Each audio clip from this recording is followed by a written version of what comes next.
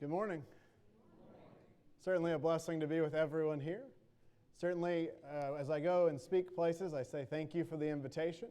The second time, I say this is shame on you. You knew what you were getting into. I don't even begin to know how to explain this invitation to speak. If you will open with me to the 1 Kings chapter 18. Koshka and I are so thankful. Our hearts are so full to be back and to see so many people we love. I do want to be very clear. If any of you want to move to our area, the door is open. You're welcome to come on up. Don't worry about what Jim, Walcott, or Ralph say. We have a place for you. In 1 Kings chapter 18, we learn about Elijah. And Elijah is a prophet of God, and that's going to be important to remember because he is great and he is faithful, and then he's struggling. And what that tells me is that I can do great things. I can be faithful, and I still very well may find myself struggling. In fact, in 1 Kings chapter 18, notice the presence in verse 1. After a long time, the word of the Lord came to Elijah in the third year. Go and present yourself to Ahab. I will send rain on the surface of the land. So Elijah went to present himself to Ahab. Now the famine was severe in Samaria. Ahab called for Obadiah, who was in charge of the palace. Now, Obadiah was a man who greatly feared the Lord and took 100 prophets and hid them, 50 men to a cave, and provided them with food and water when Jezebel slaughtered the Lord's prophets. Now Ahab said to Obadiah, go throughout the land to every spring and to every water. Perhaps we'll find grass so we can keep the horses and mules alive and not have to destroy any cattle. Now they divided the land between them in order to cover it. And Ahab went one way by himself, and Obadiah went the other way by himself. Verse 7, when Obadiah was walking along the road, Elijah suddenly met him. When Obadiah recognized him, he fell face down and said, is it you, my Lord, Elijah? It is I, he replied. Go tell your Lord, Elijah is here. But Obadiah said, what sin have I committed that you are handing your servant over to Ahab to put me to death? As the Lord your God lives, there is no nation or kingdom where my Lord has not sent someone to search for you. When they said, he is not here, he made that kingdom or nation swear that they had not found you. Obadiah is aware of the crisis going on for God's people. Notice, where are the prophets? They are hidden in caves. Then chapter 18 is one of the greatest victories in all of the Bible. But notice at the beginning of chapter 18, where are the faithful? The ones who survived are hidden and barely making it along in caves. It's going to be interesting to note at the end of chapter 18 and into chapter 19, where are God's faithful despite God's great victory?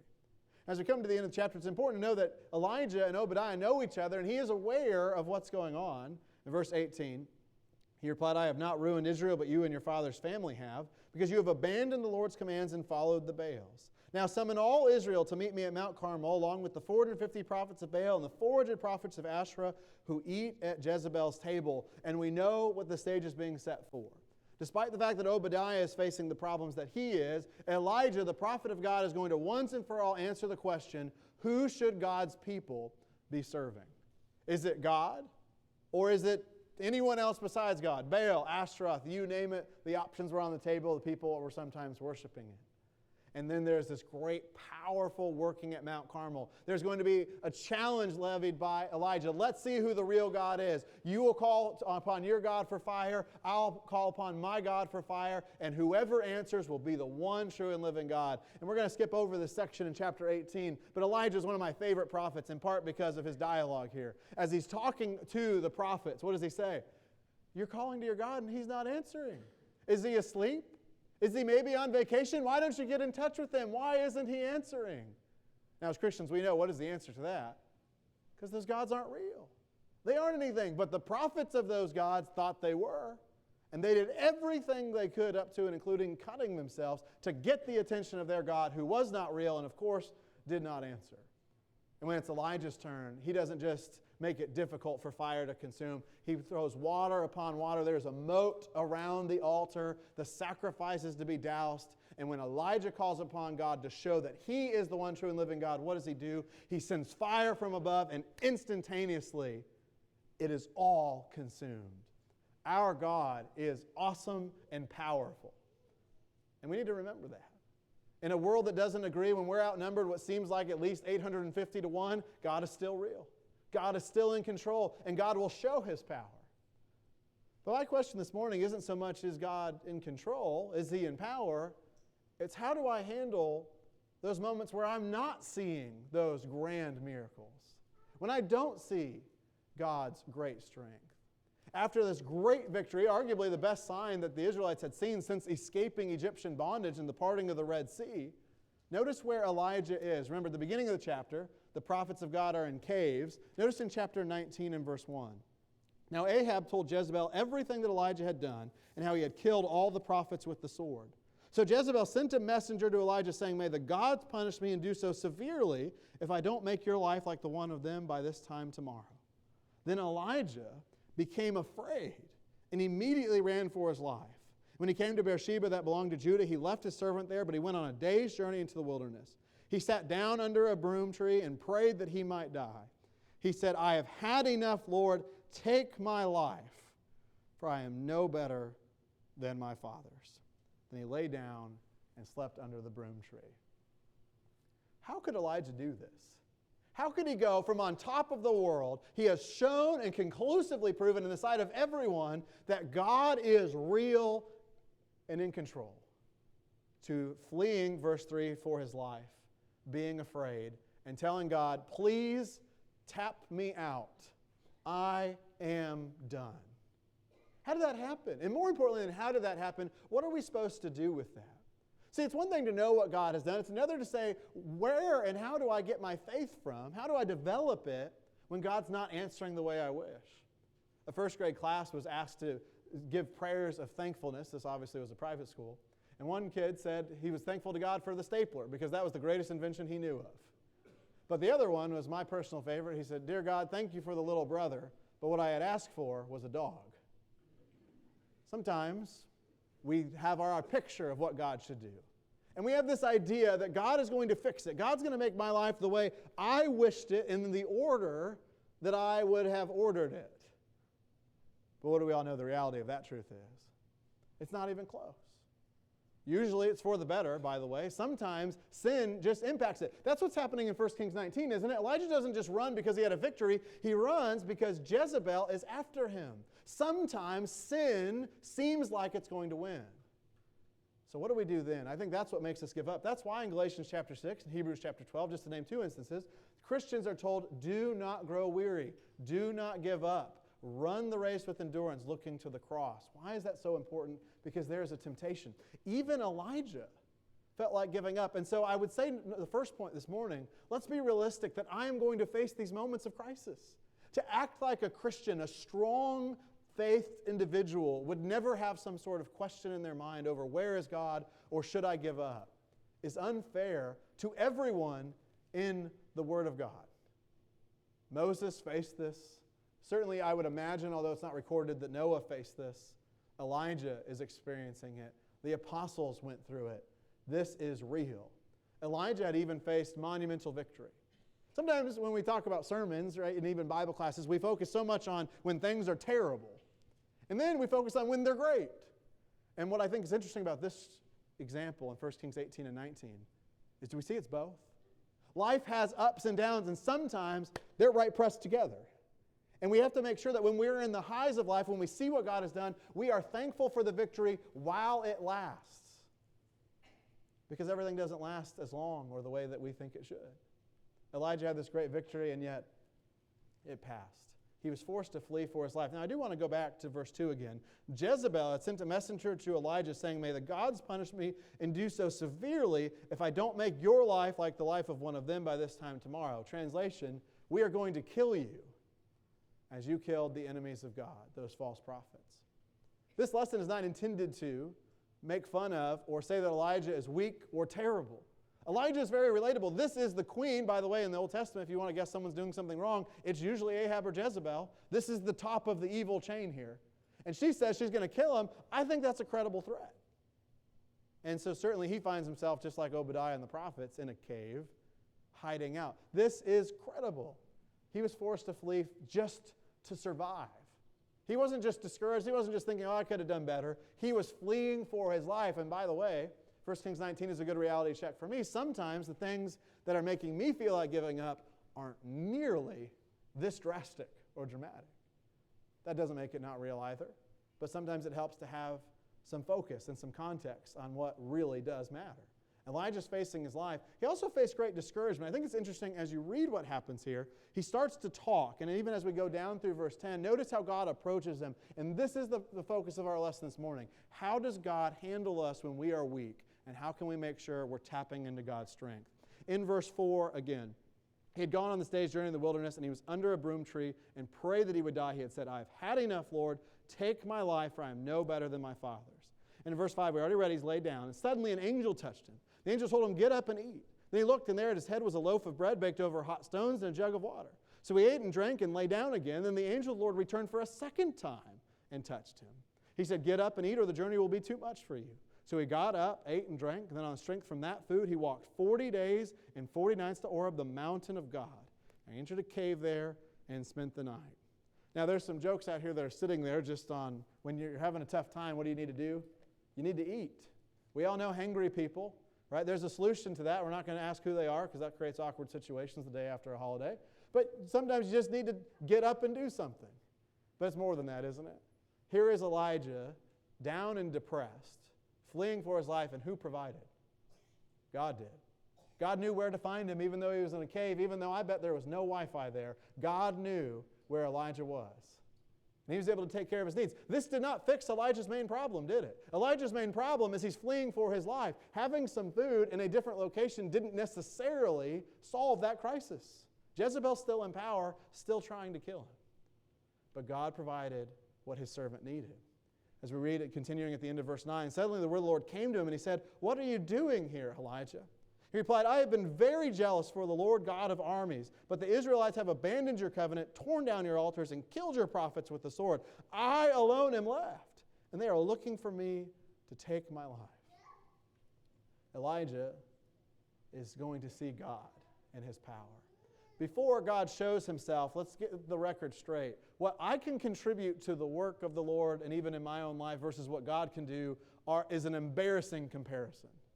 Elijah's point of view in verse 10, I have been zealous for the Lord, and he had, hadn't he? He had served. He had shown at Mount Carmel that he would stand up even against all odds and all the other prophets. He said, I alone am left. They are looking for me to take my life. It's time for me to give up. I'm the only one left.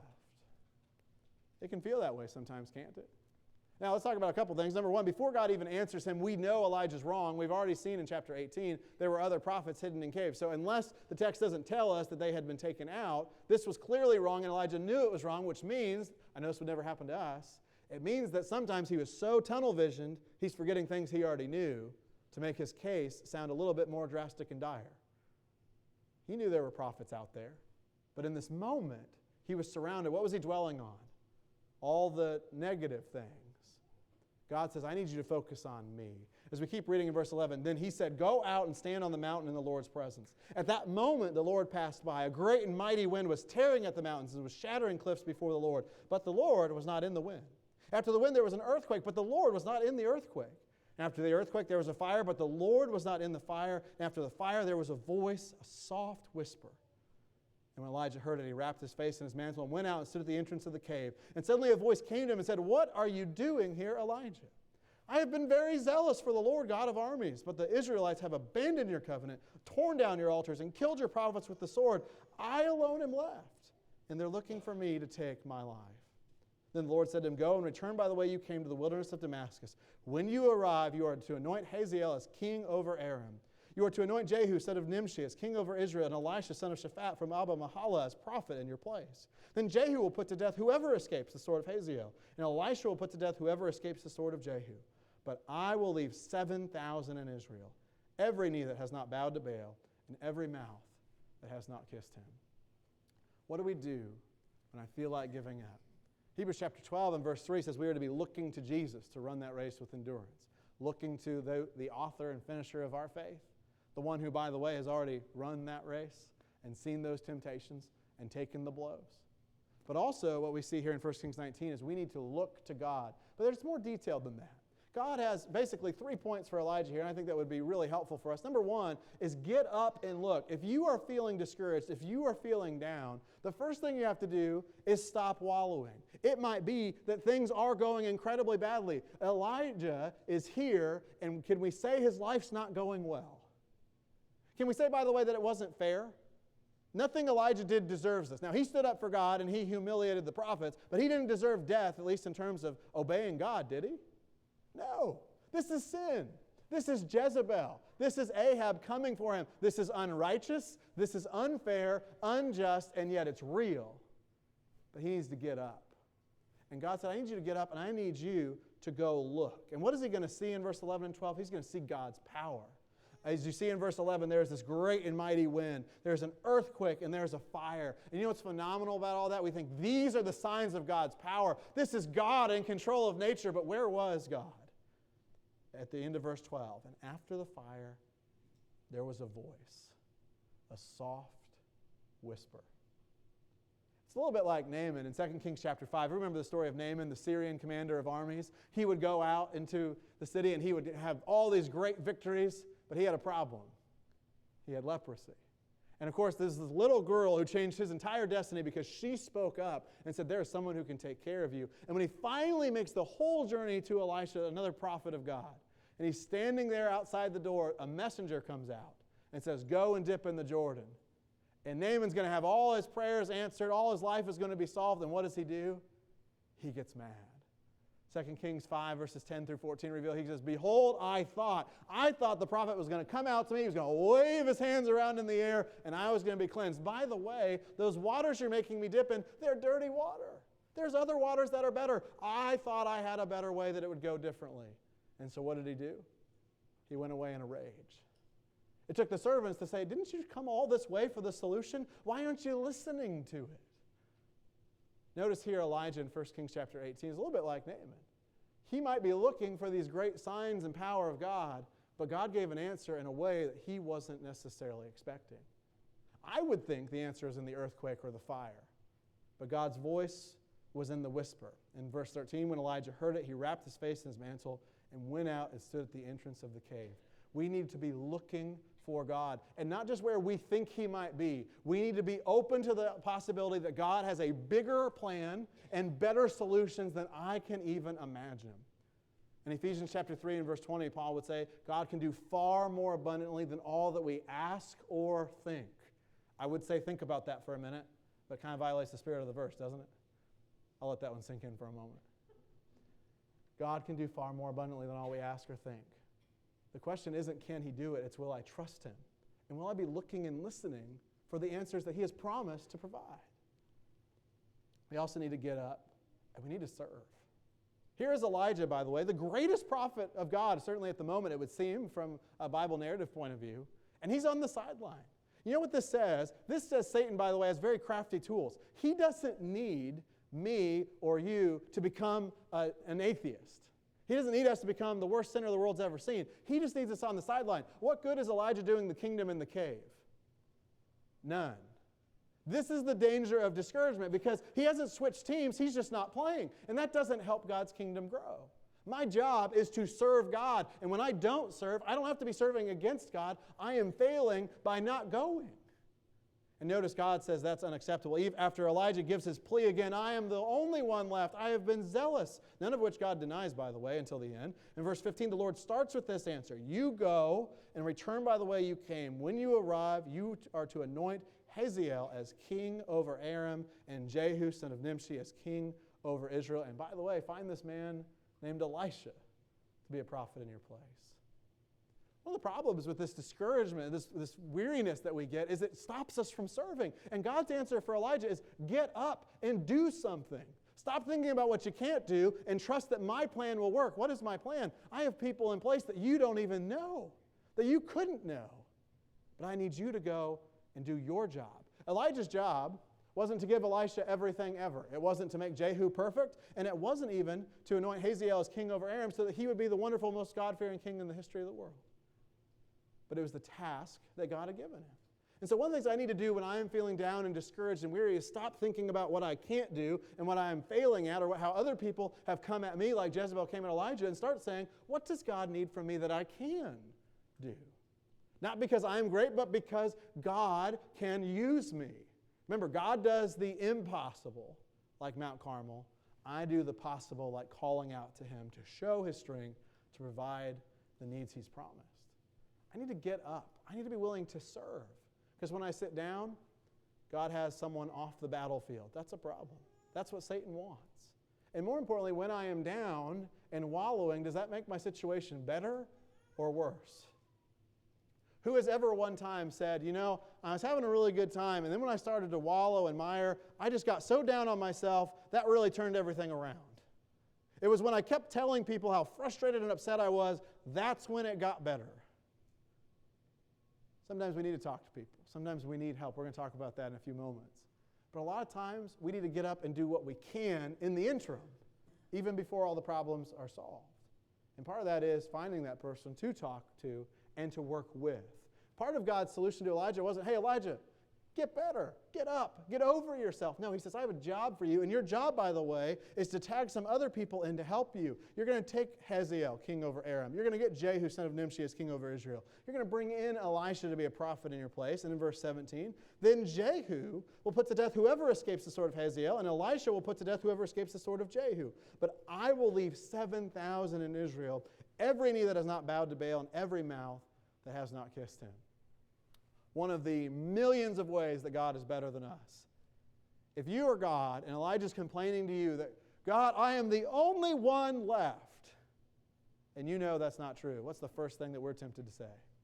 Elijah, you're even complaining wrong. There's more people out there. But if you notice in 1 Kings 19, that's the last thing that God includes, because that didn't matter. That was part of the picture, but God's picture is bigger and better than ours. And so part of that is to work together. Notice, Elisha is going to end up doing a lot of the hard work. Elisha, at the end of verse 17, will put to death whoever escapes the sword of Jehu. The beginning of that, Jehu will put to death whoever escapes the sword of Hazael. Everyone has a role. And it might not be my job to do all the execution, so to speak. It might be my job to help find someone to pick up the ball and to run with the baton from there. I need to make sure I'm getting outside of myself, though, realizing that God has a bigger plan than what I think should happen. And this isn't just as basic as God provides our needs, not our wants. This is God has a role and a function for everyone in His kingdom. It's will I serve Him? Will I trust Him enough to do that? If I'm down, if you are feeling down this morning, I want you to know God sees you no matter where you are. I want you to know, secondly, there are people who can encourage you. But sometimes we have to be willing to put our hand up and say, I need help. And by the way, as Christians, we need to be walking around with our hands out, ready to grab any hand that pops up, even when it's inconvenient. God expects us to work together. This is part of His plan. We say, where is God? God is here. Not just as we're worshiping, but this is part of His plan. The local church, Christians as individuals, this is part of His plan. If you trust God, you have to trust His plan. And it's all or nothing. So as we wrap up, 3 points. How can I, as the saying goes, keep on keeping on in light of wanting to give up? I need to always know 3 things. One of them is I need to know difficulty does not have to define me. Here's the challenge, though. It can. We can allow difficulty to define us. We all know people who are the proverbial, we talked about this a lot here, I know, Eeyore, right? Everything's always bad. Everything's always gloomy. Woe is me, poor me, this is bad, this is the worst. It can, but it doesn't have to. Look with me in Philippians chapter 4. This is our reading before the lesson. Philippians chapter 4, again in verse 10. Paul is writing, and he has some very important words, not just verse 13, which is critical, but especially 11 and 12 as well. We're going to read in Philippians 4 and verse 10. I rejoiced in the Lord greatly, because once again you renewed your care for me. You were in fact concerned about me, but lacked the opportunity to show it. I do not say this out of need, for I have learned to be content in whatever circumstances I find myself. I know both how to make do with little, I know how to make do with a lot. In any and all circumstances, I have learned the secret of being content. Whether well-fed or hungry, whether in abundance or need, I am able to do all things through Him who strengthens me. Did you see that in verse 12? I know verse 13 gets the headlines. Verse 13 gets the bumper stickers and the refrigerator magnet and all the fun stuff that goes with Hobby Lobby there. But in verse 12, I know how to make do with little, I know how to make do with a lot. In every circumstance, I have learned to be content. That's what Paul said. Now, Paul's talking about himself. There's some things going on there. He does not say, in any circumstances, as long as I was treated well and it wasn't my fault, I am content. He doesn't say, as long as I am being treated justly, I'm doing the work of God and no one responds poorly, I can be content. That's not what he says. That couldn't be what he meant, because he was mistreated at every turn. We see that. Certainly there's a powerful list of 2 Corinthians of just a little bit of what Paul would have faced for the name of Christ and wearing it the way he did. If you're struggling, be aware difficulty is real. It comes for everyone. Elijah is on the highest of highs in chapter 18, and almost immediately he's at the lowest of lows. Both come for us all. When we're away from God, trouble is lurking. The only peace, the only lasting joy is when we are with God in His fullness forever. That's where joy is and difficulty is gone, eradicated. You think about Joseph. I think of him a lot in Genesis chapter 37 as he's talking about his brothers. He's talking to them about his dream that they're going to come and they're going to bow down and worship him. That is not good sibling ethics, right? But he does that. And they respond by throwing him into a pit, wanting to kill him, but out of mercy, he's thrown into a pit and left to die before they sell him into slavery. Now, again, Joseph did nothing to deserve this. I don't really think he did a good job knowing sibling ideas there, but he didn't deserve to be thrown in a pit and left. And then chapter 39, he's in prison, by the way, because he did the right thing. He literally fled from fornication, and he was lied about, put into jail unjustly at its best. He tells the dreams he's forgotten and left to rot for years. None of this was his fault. None of this was fair. But it didn't define him. Now we know, as Christians reading the book of Genesis, that God had a plan for Joseph and He needed to get him to Egypt. Can we say, though, if I was Joseph, I would say, is there a different way besides slavery to get me to Egypt? Surely God could conceive of a better way. But for whatever reason, He didn't. Sometimes I don't have all the answers, but I do need to know that God's answers don't define me in the sense of the difficult moments. Elijah was a prophet of God at its peak. He was a prophet of God in the cave. The difference is whether or not I will be a good worker for Him at my highs and my lows. Paul said, in any and every circumstance, I have learned to be content. How do we do that? That's where it's tough, isn't it? Number one, I need to realize the answers aren't with me. Just like with Paul and Joseph and Elijah, the world makes things tough. And I have to deal with it. Jesus says, I love not only those who are around me, I need to even love especially, particularly, my enemies. I need to pray for those who persecute me. Unfortunately, that means I've got to pray for just about everyone, including UCF fans who beat Florida this past week. Not that I'm sour about that at all. We're not defined by just our low moments. We're defined by every moment. And by the way, that takes out pride, doesn't it? Because if I am also defined by myself at my worst as well as my best, I'm going to be in the middle. I need to look at myself and others with God's eyes. Mercy and love, yes. And maybe if I've brought the difficulty on myself, I need to cut it out. Sometimes my life is a mess because I made it that way by sinning against God. That's not Elijah's problem here, but it might be mine. And the answer to that is trust God for forgiveness and cut out the sin. Don't be defined by it. Don't allow it to overcome you. Second thing, perhaps the most important this morning, you are not alone.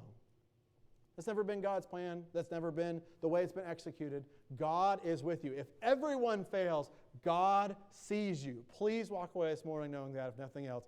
God knows who you are and what you need. You are not alone. But even beyond that, look in the New Testament with me. We're going to look at just these two passages in the New Testament. In Acts chapter 2. As you think about the people, the new church at Jerusalem, we always think about what a wonderful day it was. And it was on the day of Pentecost when 3,000 souls were added to the kingdom. That is remarkable. But some context studies show us that is not the majority of Jews in the area at that time. In fact, that would be a distinct minority that would face all kinds of problems for that. They would be renouncing basically everything about their life to follow after Jesus. And while it's worth it, they still have to live in the here and now. Notice part of God's plan for that in Acts chapter 2 and verse 44. Now all the believers were together and held all things in common. They sold their possessions and property and distributed the proceeds to all as any had need. Every day they devoted themselves to meeting together in the temple and broke bread from house to house. They ate their food with joyful and sincere hearts, praising God, enjoying the favor of all the people. Every day the Lord added to their number those who were being saved. You see in verse 44, people were together. The believers were together and they took care of one another. This is God's plan. And so when I reject God's plan, when I say I am alone, I'm doing what Elijah did, thinking back to Obadiah and the prophets in the caves. I'm ignoring that I can look around this morning just here, just now.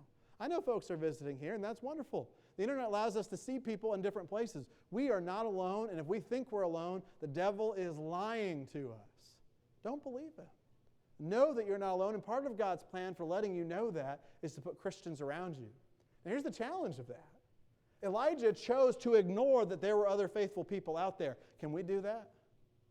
Of course we can. We can face that temptation, but we must not give in to that. Now, how do we handle that? Number one, we need to make sure that I am involved in being a part of this family. If I don't feel like I'm a part, whose job is it to make me? Me. It's my job. Elijah put himself in the cave. Now, he needed to come out of that. God didn't say, you're just hanging back in the cave. Go ahead. It's okay. Just stay there. It'll be fine. I'll figure it out. He said, you got to go. You got to get out of here and go serve. If you don't feel like you're a part of this family or a family of God's people somewhere, make sure you're doing your part. Number two, if you are part of a family already, and there are those out there who don't, I need to make sure maybe I take on the attitude of Barnabas. Look with me in Acts chapter 4. Now, Barnabas really comes into his own in this with Saul. Right? Saul is literally a religious terrorist who's becoming the Apostle Paul, but Barnabas is the one who's with him, talking to the church, basically vouching for him. Which, by the way, good luck selling that to a local group, that this terrorist who's been killing people, maybe family members, is all of a sudden reformed. He's a Christian now. He's fine. He's done with that. Acts chapter 4, after talking about all the sacrifice again that the Christians did, Joseph, verse 36, a Levite from Cyprus by birth, the one the apostles called Barnabas, which is translated son of encouragement, sold a field he owned, brought the money, and laid it at the apostles' feet. Let's just be really honest. The church, the kingdom, we need more people like Barnabas. We need more sons and daughters of encouragement. We need people who say, there are needs out there, and I can fill them. It is my job to help others make sure they don't feel alone. How can we do that? We have to think. We have to be thinking of others. We need to take time every day to pray. Who can I maybe reach out to? Who is maybe in my sphere of orbit that isn't in someone else's? Ken does a great job. The elders and deacons do a great job here. But they can't know everyone that every member here knows. I don't live on your street. We don't live on your block. But you do. Pray for your neighbors. Pray for your enemies. Pray for everyone. That means I have to stop and think about them. And I realize I can serve in such a way that people are aware they're not alone because they know at least I am there with them. You can tell any number of stories, but just think back to your darkest hour. Think about who was there for you. And if no one was there for you, I am heartbroken and sorry. I mean that.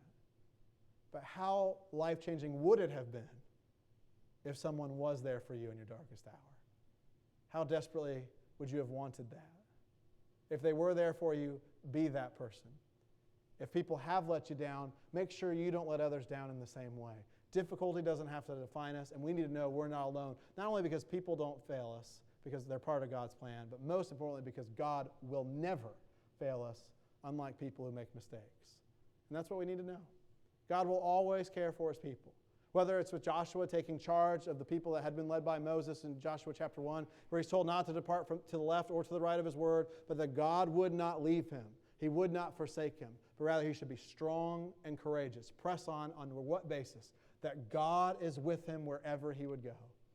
Maybe it's Philippians chapter 4, verse 6 and 7, the fact that we need to rejoice always. We need to be thankful, and we need to be thinking about these good things in our heart, dwelling on the good rather than wallowing in the mire. I do want to conclude with one psalm, Psalm 34. This will be the final passage we look at this morning. The lesson will be yours. In Psalm 34,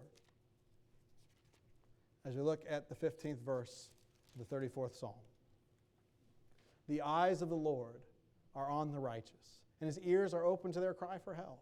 The face of the Lord is set against those who do what is evil, to remove all memory from them from the earth. The righteous cry out, and the Lord hears and rescues them from all their troubles. The Lord is near the brokenhearted. He saves those crushed in spirit. Isn't this a wonderful passage? God has promised that his eyes are on the righteous and his ears are open.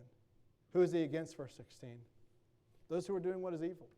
God is aware that people mistreat us. He will judge them. In Romans chapter 12, verse 17 through 21, we are told explicitly, do not be overcome by evil, but overcome evil with good. Under what basis?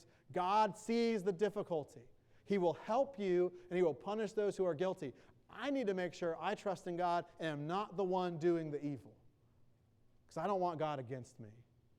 I want to be the one who can call out and be thankful, as Peter would write in 1 Peter 5 and verse 7, I can cast my anxieties on God because he cares for you. If you're here and you've never become a Christian, recognize that blessing of God isn't yours, but it is for his people. And He sees you this morning, and He knows what you know. He knows what you can do. And I think all of us here can do the following. We can believe that Jesus is the Christ, the Son of the living God. We can confess that He is Lord, and that means His will be done, not mine. I can repent of my sins, recognizing my way doesn't work, God's way does. I need to get out of the cave, stop doing wrong, start following God's plan. I can be baptized, sharing in the death, burial, and resurrection of Jesus. No greater sacrifice is made in the history of the world, and you can take advantage of it right now. Or maybe you're a Christian and like Elijah who had ups and downs, you're in a down. Please know, you are not alone. I love you, members of this congregation love you, and most importantly, God loves you. And if you have made this difficulty come upon yourself with sin, no, part of God's plan is that you have brothers and sisters here who love you, who will pray with you, who will hug your neck, and pray, as James 5 would say, we can confess our sins to one another. We can know that God will answer. Take advantage of His plan. Take advantage of His promise in 1 John 1:9 to confess your sins and be cleansed from unrighteousness. And anyway, make your soul's destiny known now with certainty as we stand and sing the invitation song. Oh, to Jesus.